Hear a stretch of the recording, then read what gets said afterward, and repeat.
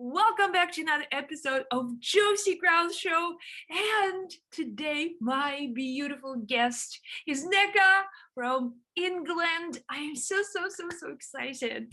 We are going to chat with the spirit world. We're going to communicate with your loved ones on the other side. Mhm. Are you ready? I am. Okay. All right. So instantly, I'm having this strong female spirit stepping forward. And this someone is a grandmother figure. She had a band, a headpiece almost tied at the front right here. And she's kind of like a thin structure of her body. She shows me that she passed at the older age. And to me, it feels like she had always, it was very active physically, which is very lean. At the same time, very, I feel like fragile towards the end of her life. What wasn't having just wellness. I feel like she was weak. I feel like the energy I'm getting is weakness, not to be able to move, not to be able to, and there's like cats everywhere. They're cats or like small dogs or small animals in the house. When she was there, when she was at the last stages of her life, there was so much peace and quiet in her life that she wasn't paying attention to a lot of noise. She was quiet because she didn't have the energy to move, and she would be sitting in the chair a lot of the times. And I feel like I don't know why I feel today's the animal day. So there's these animals around her, just like cats or dogs, and she almost like pets them. She's soothed. It's kind of like a meditation thing for her. There's also your grandfather is on the other side as well, so both of them are there. And the past in like the winter time, they're showing me, or they were born or passed around December or somewhere around like late fall and then an early winter. So that just comes through. And she said that you grew up very strong. You have matured. That's kind of what she's saying to me right now when she's looking at you. She said, you have grown so much. So you were a teenager, is that right, when she passed? Early 20s. Okay. Early 20s, yeah. Yeah, early 20s. It's like I feel like you were like just a teenager at the time, very young when you passed. But now she said you have matured, and she said you went to university. Like there's a university piece that comes through, and she's so proud of you. She just tells me, it's almost like nobody in the family could even dream about this kind of life that you're having.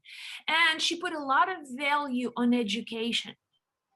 She said education was very important. She also puts a lot of emphasis on marriage. Something about you that she says that she wants to, like, she's seen either you getting married or something like that, or having your, like rings exchanged. That's also important. She wants you to know that family is the foundation, and you being close to another man, another person in your life. I don't know if it's a man, but it's I feel like it's the partner of strength, or someone who can come into your life and take care of you. And she wants you to know that your dad on the other side. Yeah. Oh, so he's also there, right? So let's see, he's coming through again. Now she brings him in. So your dad, oh, there are a lot of them. There are a lot of relatives on the other side. Your mom is still with us. Yeah. All right, so there's no maternal, but okay, so it's your grandmother, because she passed a long time ago. I feel like she's that strong spirit that almost keeps everybody, even on the other side, ready to communicate. All right, so your dad comes from like a very humble beginnings. I feel like he's got such a simple life. He said when he was a kid, they used to like carriages, you know, like very like very simple carriages. And he was like Yeah. in the back of like horse carriage or something. Yeah. And he very the situation with money has always been a struggle, always like short, always working for coins, Yeah. not for big money, always collecting coins, always having like these silver coins in his pocket Mm. to give to the children and to grandchildren. So children and grandchildren, which tells me that he passed not too long ago, or he passed at the age where now he's got, you know, sort of grandchildren happening. When did he pass? 20, almost 1995. So that's about 30 odd years ago. Okay. And yeah, I didn't have children then. All right. Now, is he September? There's something to do with him? October he was born. Okay. He was Right. born in So it was in October. the fall. All right. So Yeah. he's he had some kind of heart problems, something to Yeah. do with his chest. Yeah. And he shows me they even had to do almost like a bypass, or even Yeah. like they had to cut his chest to keep him alive. And he almost like there were so many things that almost he had to be put together by the doctors. And he said that he had will, and that will kept him going. And he wants you to know what will keep you in this world is your will. As long as you have the will, you will have a space in this world. You will yourself into being. And he said he also wanted to live, he wanted to have strength in him, and that what kept him going. And he just there's he comes from a country where there was hot, it was always heat. And he shows me there was always he had to fan, it was just like he's trying to fan himself, like he was the conditions for life were all also stressful, in the sense that he shows it was just hot because he does this like literally right now. And your mom was born in June. Mom, no. Who's born in June? He died in June. He died in June. Yeah. Okay. And when he died, was he carried to another country to be buried? Yeah. Okay, that's it. And your mom did this. Your mom was involved in that. So your mom took him into another country. Yeah. And it was almost like you guys had to take the ship. It was like something like it was crossing the ocean or doing some kind of like a really like long distance situation. It was. He says, you know what my favorite thing about life? Running shoes. Oh. He loved somehow like the running shoes, like sneakers fascinated him. Okay. He loved very much. It was either, and he was very neat. He put all of these things like in a very neat manner. Yeah. And he would tie his shoes, he'd be like, nice and neat. So that's really good. Now he's again very proud of you. He's very proud of who you are right now, and what you have is so amazing. You really, it's just the word what they're saying to me, smart. You're so smart. You, and then the brother figure as well comes through as someone who is smart.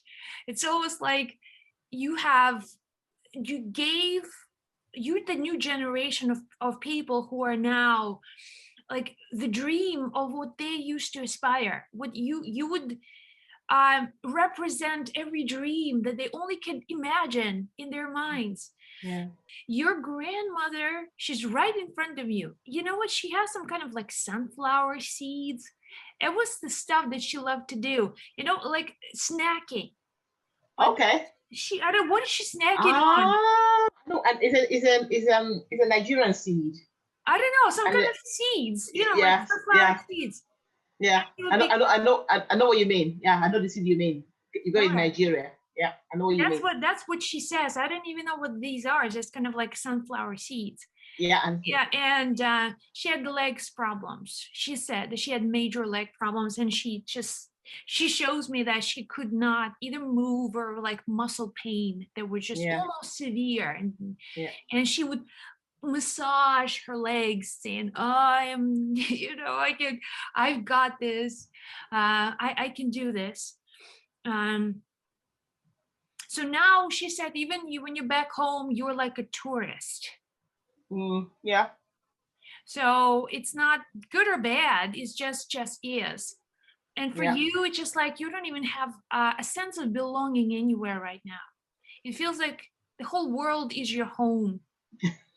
And it's going to get even more profound within the next 10 years. You'll have opportunities in the States. I feel like you have so many different things and doors opening up for you. She also see you doing yoga. What's yeah. up with yoga? I love yoga. Doing it for more than 20 years. I love my yoga. That's right, that's what she says. Yeah, I love She yoga. like she loves yoga. And you have a really, oh, so you're a teacher of yoga. Now you Nope, also teach yoga. But I don't teach. she I just shows love me yoga. how you instruct others, just breathe. When you're doing, just recently that happened, you were instructing somebody about breathing. It's just Yeah, I just something. I just had in my coaching section. I was coaching someone and they were having a panic attack. I was like, just breathe. There you go. So I That's use that what for it my is. clients when they get very anxious. Exactly. Something to do with breath. It's like, and Yeah, I hear you saying, breathe into your stomach, like breathe yeah, into your abdomen. yeah, And yeah, just like breathe into your abdomen. And your grandma says that sometimes you need to apply this to yourself. okay, yeah, I know I what think you mean. she's the one I was going to remind you to breathe. Just Yep, remember that you're alive and yeah, so on. um she's just the word positive also comes in. It just somehow you choose the word positive. I yeah, mean, it applies to a lot of people, but I think when spirits really communicate the word positive, I think it's more of an observation.